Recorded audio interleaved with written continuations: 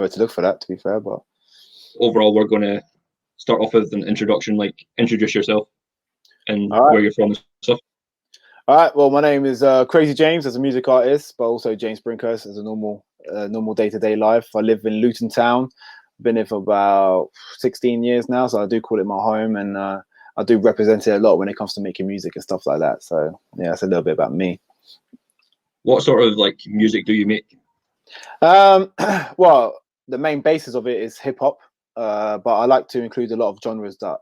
So I mean, you could say it's a bit of grime, there's a bit of trap. I create my own genre called hip acoustics, where I mix obviously hip hop and acoustic guitar, and a lot of the times I remix some of my old songs and stuff. And it's what actually got me a lot of gigs a couple of years ago.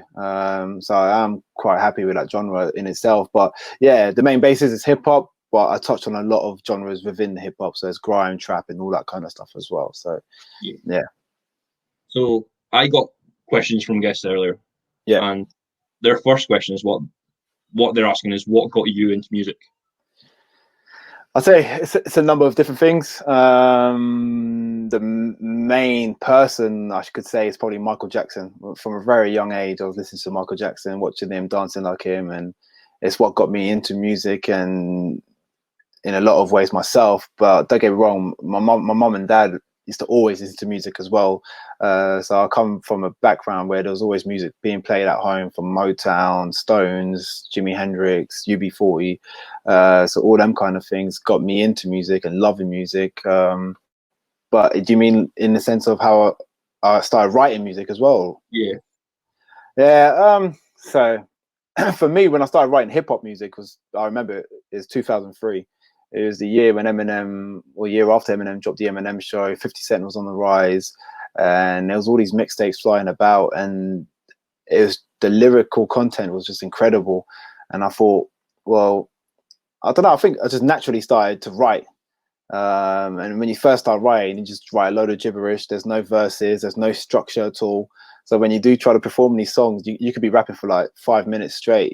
I didn't even know how to do a chorus at the time and stuff like None that. of it makes sense. Yeah, no, none of it made sense. So, but yeah, that was the turning point for me, 2003, really, when I started getting proper into music and writing music. Yeah. So their next question was obviously you said Michael Jackson, but they're asking who inspires you to make music? Who is your inspiration? Okay, so for me, it will be the greats, and there's a few greats in my head. Obviously, Michael Jackson is number one. You got to look at Michael Jordan, Bruce Lee, Bob Marley, Muhammad Ali. They're the people that really inspire me because they've had to struggle within their lives as well. Each one of them have had some crazy battle, and I love seeing that. I love someone that has to battle through all this pain and torture and all these demons, and come on the other side as a phenomenal being who you respect and love and will always remember. So people like that really do inspire me because I see that as my life as well, and Yeah. I set that bar as well. So these are all great, phenomenal names that will always be remembered in history. So if they're my inspiration, I've got to be as good as them. So that's why I'm always going for that kind of target. Yeah. So the next question is, out of anybody in the music industry, who would you want to collaborate with? First person that comes to my head, should I say? I'll probably say Rich 32 from the UK. I really like Retro too, and what he's done in the industry in the UK is pretty phenomenal. And he's a conscious rapper, so he's definitely one. Ocean Wisdom's another one because he raps really quickly. And not sure if you heard about him. So, but I like to test myself against someone like that can have a lyrical content that's incredibly quick. And on the flip side, I probably love to collaborate. I did a remix song with myself on Ari Lennox, one of her singles, BMO. So that was another person I'd love to collaborate with. So different dynamics there. Yeah. So I listened to a lot of Reg 32's Fire in the Booth stuff. Okay, yeah. On Radio 1. So, and I used it as a ring walk when I did a charity boxing fight. Oh wow, sick. So sick. Glad their, to hear that. Their next question is, what is your creative process like? So how do you go from having this idea in your head to producing it? Yeah, it's there's two ways for me. Unfortunately, sometimes I have to be under the influence of something like alcohol or and then let's say I'll go to on the internet, find an instrumental. As soon as the instrumental starts playing, my mind starts making a melody. I'll tend to record the melody, and sometimes I'll say a few words, and then if it's all links together really well, because a lot of the time now when I do it, I have the verses, I have the chorus, I have the melody for pretty much the whole song. I'll record it on a very rough version, and then I'll play it back, and the words start coming into place. And I'll just keep listening to it. I'll find what the main concept or the subject of the song is, and it just organically just comes into one. It's a really weird way of doing it for me, I think, but that's the way I love doing it. Another way, sometimes, I mean, I could be walking on the streets, or it could be the most random place ever, and lyrics come to my head. The only problem with that is sometimes the lyrics won't match a song, so it depends if you find the basis of that song to match another instrumental, and if you can make it work around it. So it can be difficult, but at the same time, you can create a whole song from it. Yeah. So we'll talk about our topics that we're going to discuss. So my first topic is for you is, what is your biggest achievement so far? All right, so I've got a few. I had to note them down as well, just in case I forgot.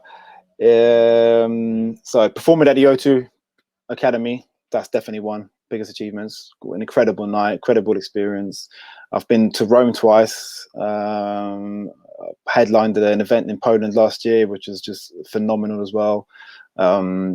Getting paid for gigs, being added onto Spotify playlists, I was on the front page of the newspaper in Luton, and I've made an article onto a magazine as well. I think I don't know. I mean, that's quite a few there already, but yeah, for me, it's most things musically, really. What do you like? What's your future goals like? What do you hope to do? Well, I'm in a position where the doors are really open for me. It's on a level I'll have to find a career, of course, but I'm never going to stop chasing the dream that I've been doing for so long now. So if musically, my goals would be to, after this crisis is over, do as many gigs as possible, be invited onto more festivals, travel the world, and just do the thing I love the most every day of my life. That's what I'm saying, and that's my goal on target, really. Yeah. So another, obviously, it's Mental Health Awareness Week. So how would you perceive what mental health is like within the music industry as a whole? I think until recently, no one really spoke about it. You got a few artists that might have delved into it, and there's the unfortunate death of a few artists who took their own lives because of it. And maybe that started raising a bit more of awareness within the music industry.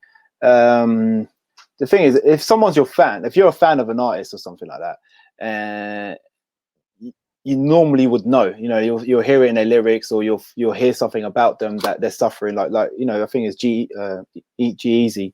He's one that suffers crazily with mental health, and he talks about it quite openly in a lot of ways. But yeah, so I think before that, it was unknown territory. I don't think a lot of people, maybe people were reluctant to talk about it or scared about it. Hence why I started talking about it quite, like 2-3 years ago, because I thought people need to know they're not alone when they're suffering.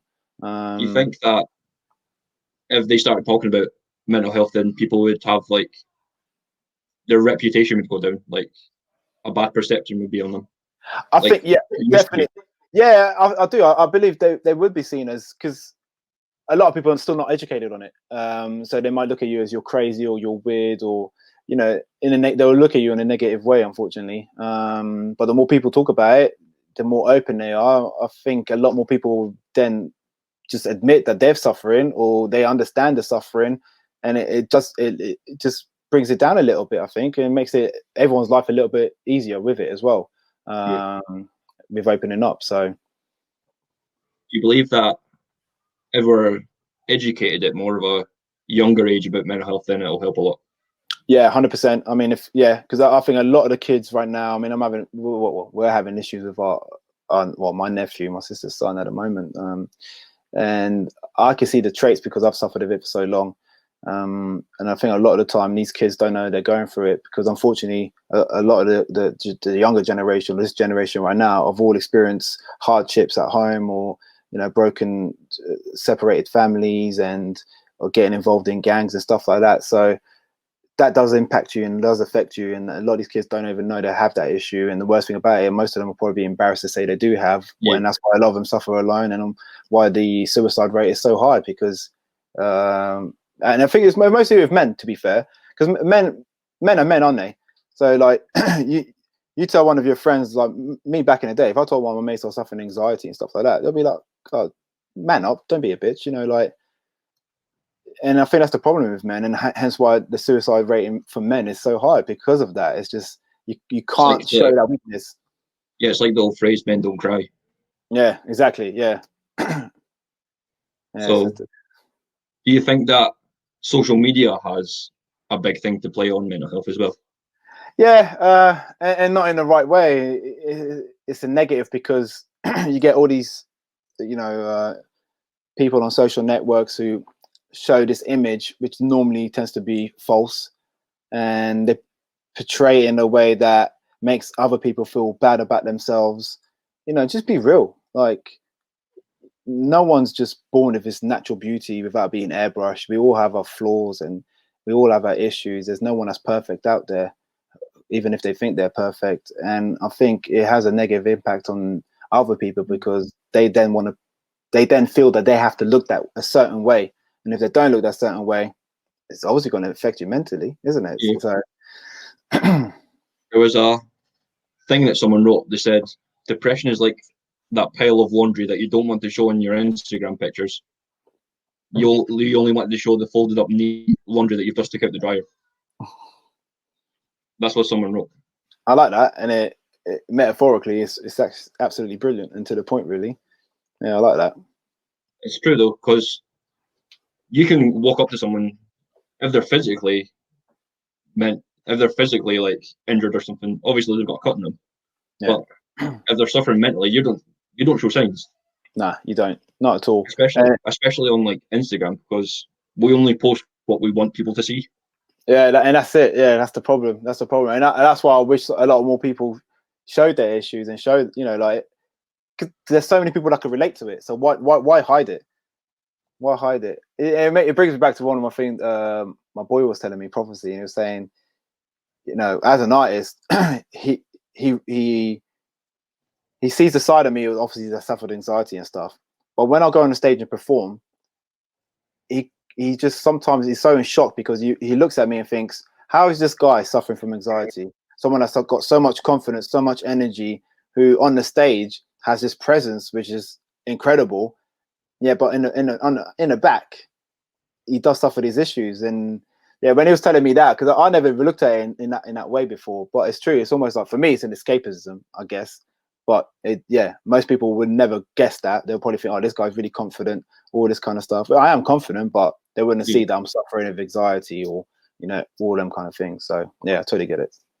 Obviously, you've just spoke about you having anxiety there, so we're going to delve down into that darker path of you talking about your own mental health story. Yeah. Like, take away, talk about what you want to talk about. All right. It's weird. So I had a near-life death experience kind of thing in 2004, and it triggered off, which I never knew back then, what was anxiety attacks. And I'd always get the worst anxiety attacks. Like, when I finally saw my first counselor, which I'll get back to, they said, like, the form of anxiety attacks I get is at the highest level because it's the symptoms of almost like a heart attack, and you feel paralyzed, your lips go numb, you got this weird numbing sensation around your neck, your hands feel like, possessed, the heart's pounding, you can't breathe, and it was literally the worst symptoms I've ever felt. And it was just continuous. I never understood what it was. I ended up calling the ambulance so many times, went to hospital so many times, and a few of the doctors would say it's anxiety. I didn't even know what anxiety was at that time. It wasn't something I was discussed at all.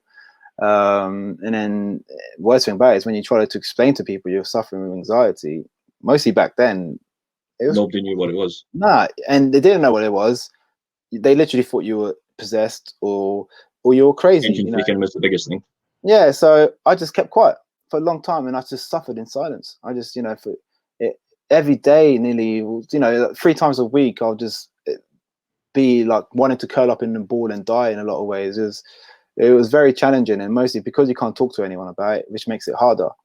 But I then got in the process of seeing counselors, which took me a lot to do, because obviously I didn't understand what I was going through anyway. Yeah. And the first counsellor wasn't great, unfortunately with the NHS, like I think what before we went live, we were discussing, there's not enough funds within the NHS regarding anxiety and mental health and stuff like that. So yeah, the first counsellor wasn't great. I didn't help me at all. In a lot of ways that I felt, disheartened with the system and what they Do you can do. think that if you don't get along with your counsellor, or like certain counsellors only ask certain things that you didn't want them to ask, Yeah, I like think they that's what weren't it getting is. to the point?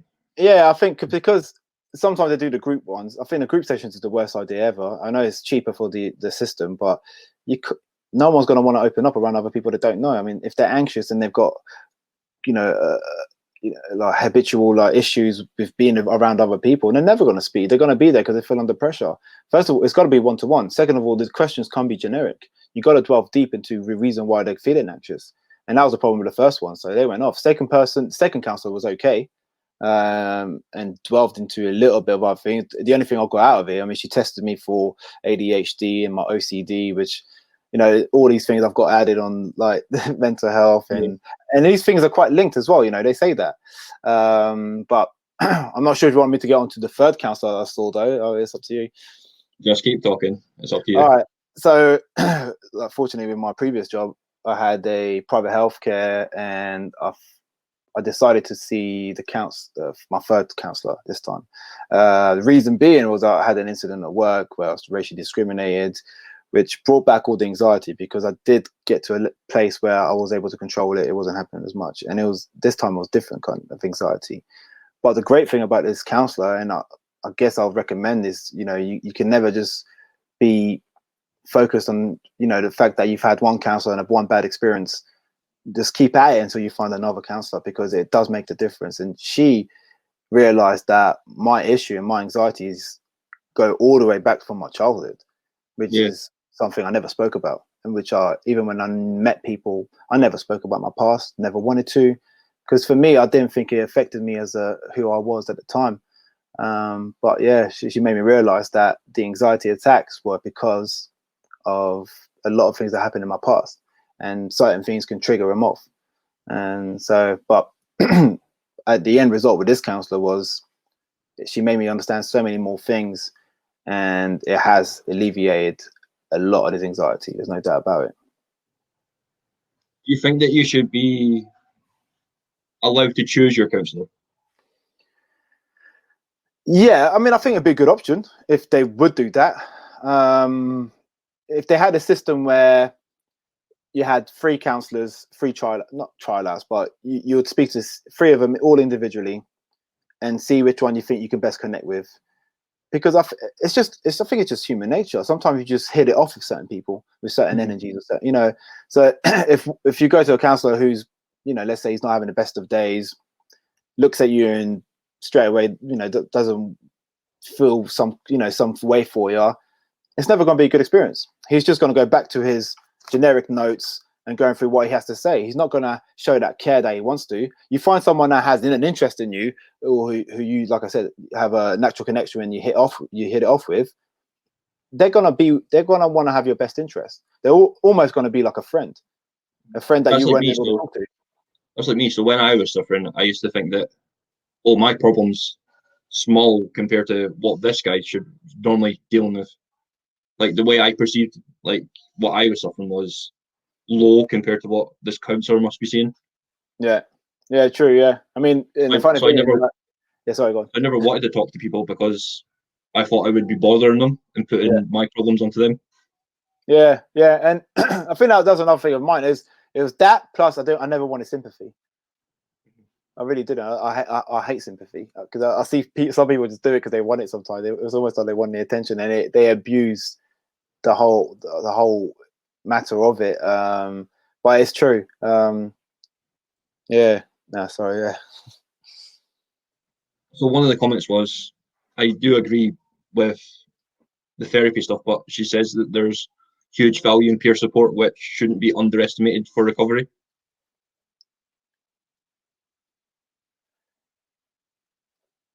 Yeah. So I'm having a read of it myself. So like group therapy sessions. Yeah. Fair enough. Fair enough. But for me, I still look at it as someone who suffered and who now speaks to a lot of people who do suffer. A lot of them, I think, for your first session, I don't think you should be in a group. I really don't. Mm. I think you need to be more prepared, or they need to be prepared. Because a lot of the time when I went for the counselling through the NHS, and I think it's called Luton Wellbeing, you only get told on a day. They don't get you ready for it,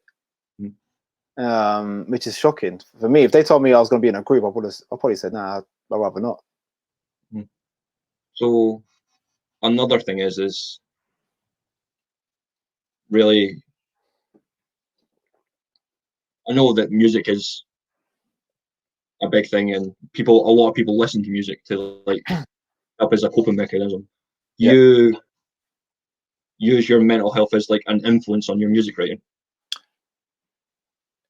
In the last couple of years, in the last year, 100%. I think I haven't. There's not one song I've created or written and recorded that I've not mentioned mental health. And I actually created my own acronym called Cilla Black. And obviously, most people will probably think, "Oh, Cilla Black, the nation's sweetheart back in the 80s, 90s." But it's not. It stands for challenges like anxiety bring love, acceptance, chaos, and knowledge. And for me, that's just powerful, and it says it all. For anyone that's suffering anxiety, they will know, because it is once the people have the knowledge of it, and there's the chaos involved, there's the love. For me, it just signified everything about anxiety in a lot of ways. So yeah, my music is definitely influenced by the mental health and the anxieties, and yeah. If you could look back at the past, what would you tell yourself now? Depends how far back I have to go. If it's to do with the mental health, Yeah, the mental health side. I'll make myself understand what I'm going through. I'll be the person that I needed when I wanted to talk to someone. Because the main thing is the knowledge of it. Once you know what you're going through, once you know what's happening inside you, in your mind and your body, and how it's reacting, once you know all these things and the reason why you've got it, it will change the dynamics of your path forever. So future me probably would disappear, because the present me would know all these things and go on to do even more, probably. There's no denying everyone that suffers mental health, anxiety and stuff like that, they have certain restrictions within their life and careers and goals, and it's how you overcome it. Once you understand it, you can overcome anything. Like we were talking about earlier, if there was a bigger education on mental health, I think it would help a lot in the future. A lot more people would start talking about it. It wouldn't be this like big taboo and everything anymore. Yeah. It needs to lose that taboo thing. Title, it really does. But yeah, it would. Obviously, there was the big Speak Out campaign that came out where Prince William got the FA, like Harry Kane and all that, all to talk out about their own experience with mental health. Do you think seeing these role models open up about their mental health is going to help a lot? Yeah, 100%. If, like I said, when you asked me who inspires me, and I said it's all these people with challenge through dark times. Although they maybe at the time they didn't discuss what they were going through, but every single one of them, if you look into their history, they all suffered mental health. So yeah, anyone who's an idol or role model or anything like that who openly speaks about it definitely helps the situation. Mostly for any young kid growing up and seeing, well, maybe I think I'm suffering, and it will inspire you too, because obviously it can be cliche and it can be annoying in the sense that these people in the limelight can sometimes take it for granted what the impact they can have on children. Yeah. But if they can openly speak about it, they'll definitely make a change. And Isn't that what you want to do when you're in the limelight? I mean, for me, that's what I want to do. You want to make a change. So I've got a list of 10 celebrities that were all rejected before they became famous. Okay. So Scarlett Johansson was rejected from acting school 3 times before she became famous. Yeah. Jennifer Aniston was rejected from film school. No way. Yep. Hugh Jackman was never meant to be cast as Wolverine in X-Men. He was rejected for the part 3 times. Wow. Okay. And So he owns that. He owns that part. I mean, you wouldn't even see. I can't see Wolverine about him. He's perfect for the role. Can you imagine watching X-Men and never being able to see Hugh Jackman as Wolverine? Nah, it wouldn't work. I mean, I do know. I remember at the times when he got the role, a lot of the diehard fans were like, "Oh, well, Wolverine's 5'5" in the comics." It's like, come on, this dude's you want to be more human, kind of thing. And he's a beast. So, wow, that's impressive. Yeah. Harrison Ford was rejected as the role for Han Solo in the Star Wars films. Wow, and look what that done for his career. Steve Jobs was fired from his own company. I bet they regret that. J.K. Rowling was rejected from writing the Harry Potter books to start off with. I heard this recently, actually. Yeah, She got in trouble for typing up her books on her work computer.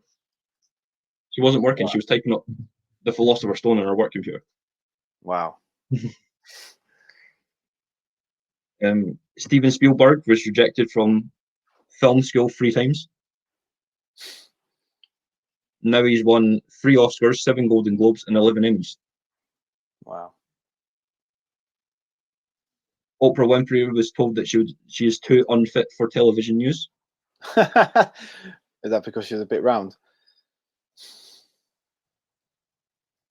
I think it was because back in that day, they still had the whole civil rights movement going on. Okay, yeah, that makes sense. Yeah. Obviously, this is now a big influential black person. Yeah, and huge, yeah. Oh, yeah, that makes total sense. I can see why they were afraid of it. To be fair, so yeah, eat your hearts out because she dominated for 20, 30 years, didn't she? So yeah. And then Madonna was rejected from 7 record companies. Wow. Before she began to write, and she's now got a total of 266 awards to her name. Yeah, I mean, she was a superstar. You can't not deny Madonna's talent. She's a hell of a writer. I mean, I probably would have rejected her myself if I heard her singing because she's not the greatest singer, but as a writer, is incredible. But that just shows, isn't it? I mean, that's one thing I've learned as well is that each failure is a positive lesson, and it's how you come up from it and what you do after it, because you can be knocked down so many times, and there's so many cliche quotes for it, but it's the truth. Like you said, those 10. Would you call them celebrities or creative artists? They're huge. They're literally huge. Every single person in the world has heard of them, and it just shows how many times they've been knocked back, and through it, they've become who they are. And you see a lot of Richard Branson and Tom Cruise, for example, people that suffer with dyslexia and things like that. Look what they've got on to do. Look at Beyonce as well. Beyonce is a bigger one as well. She's like one of the biggest artists in the world, and she was rejected from music school like 3 times when she was a kid. Wow. And look at her career. First with Destiny's Child and Beyonce, who's definitely, arguably, the biggest superstar in the world right now. So that's to show you though that no matter how much rejection you take, there's always going to be something at the end of it. Exactly. And I think that's what people need to understand. You just got to stay positive and believe. If you believe in yourself, people will slowly start believing too. Yeah. So one of the last things I'm going to get you to do is give your top 5 tips on how to look after your mental health. All right. First of all, speak to people. Speak to someone. And then I'll probably say seek a counselor. Don't be afraid of it. Don't shy of it. If you learn anything about tonight, it might take you 1, 2, 3, 4, 5 attempts to find a counselor who's going to be able to help with your issue, listen to you and understand you. I'd also say, for me, a lot of things that help as well. I mean, I've got into meditating recently, which is something I thought was an absolute joke. When people used to tell me meditate, I used to think they were crazy, and I think I found it harder because of my ADHD. Like, That's like me with yoga. I used to think like yoga's for women oh yeah, yeah, and that's they're the thing. middle aged. That It does. You got this, and that's the problem. We're going back to like men having to it's be all men. stereotypes. Yeah, Yeah, like if you said you're doing yoga, Pilates, or you meditate, you'd be called the worst kind of names. I mean, I don't know if I could swear on it or not, but it's not necessary. But either way, you're frowned upon. Like you can't do that stuff. But I started understanding a lot of the spirituality and stuff like that, and manifesting. So for me, definitely meditation's one.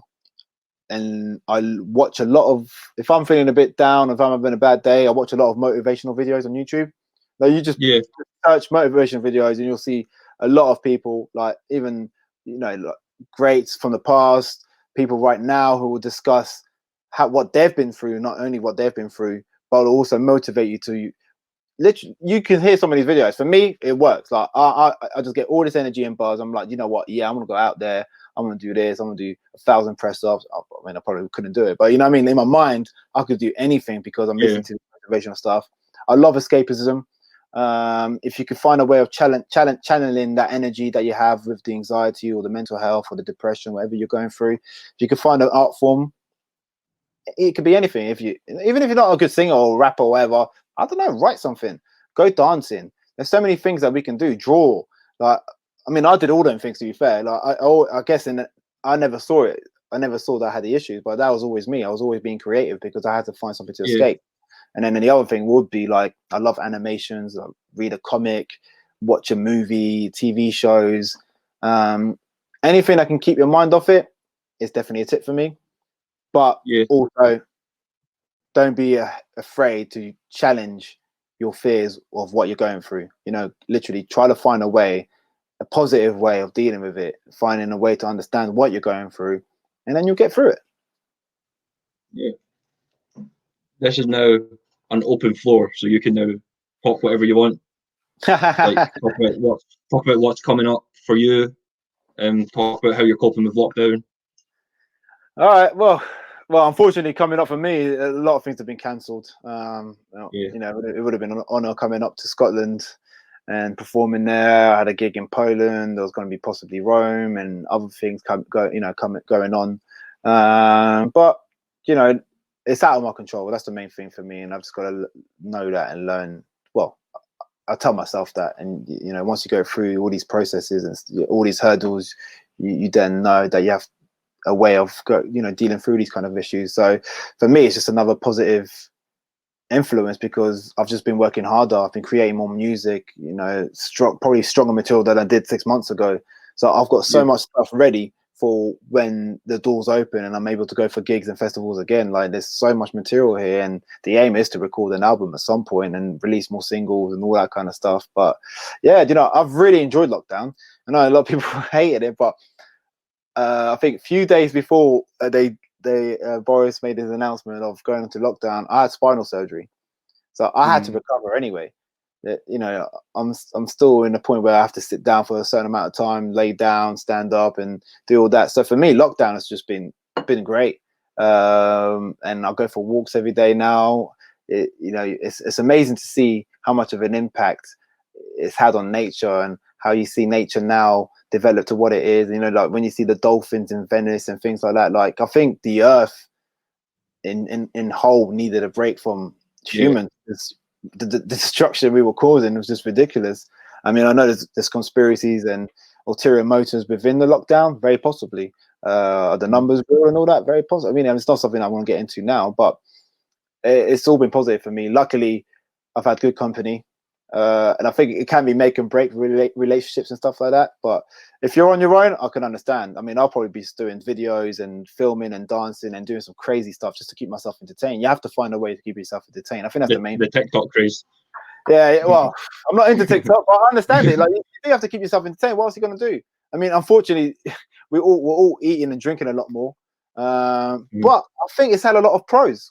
I think lockdown's been great. Like I said, when you look at it on a point of not eco-friendly, but in what it's doing to the earth and the impact it's having on the earth is beautiful. And the other thing it's doing is it's making people stay in touch with their relatives, their friends, You know, a lot more people are doing Zoom calls, house party. People are interacting a lot more. And even when I went to the park a couple of weeks ago with the missus, and we was, you know, just sitting down, enjoying the sun, doing our exercises, but we had to sit down for a break. People were just being friendly. Everyone was greeting us, stopping to talk, and it just shows that, you know, something like this. And when you got your restrictions taken away from you, all your luxuries, your, you know, being able to go to the pub and stuff like that. When you've got all that taken away from you, it makes you appreciate the little things, and you just see a beauty in humanity which we haven't seen in a long time. So it's great. I love it. I think it's been incredible, to be fair. And as long as people are okay, though, you know, you do hear the stories of like domestics abuse going up and all that kind of stuff, which is a shame. And you can only like feel sympathy for the children that's going through it, feel sympathy for the parents that are going through it and themselves. Like, it's not easy. It's not easy at all. So that's what I'm saying. It makes a big. If you're on your own, you might be okay. If you're with someone that you get on really well with, you're okay. But if it's, you know, if there's differences, oof, it must be tough. If there's one last thing that you could use to sum up this week and what this week's about, what would it be? Putting me on the spot now, aren't you? Well, obviously it's Mental Health Awareness Week.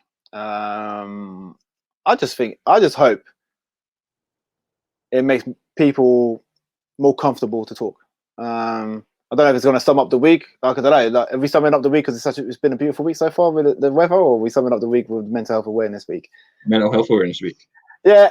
The main thing for me is, as long as it's made more people aware, as long as more people feel that they're able to talk to others, they're not alone. If it's hitting all the positive notes, then it's going to be a great achievement. And a lot of people out there who are suffering will then realize they're not on their own. They can go out there, they can have the balls to go to talk to someone, they can find something to do that keeps them focused. And yeah, I think each year this Mental Health Awareness Week will get bigger and bigger and bigger, because more people will just own up and say, look, do you know what, I think I suffer from it, or do you know what, it all makes sense. Funding as well. That's what we want, and we want people to we want the government to finally fund this awareness. So we're probably going to end things here. Okay. It was a pleasure having you on. Cheers, I really appreciate it. And hopefully we see you in the future. Yeah, definitely. Yeah, hopefully see you next year for the festival. Yeah, hopefully. Thank you, everyone. Take care. It's all good.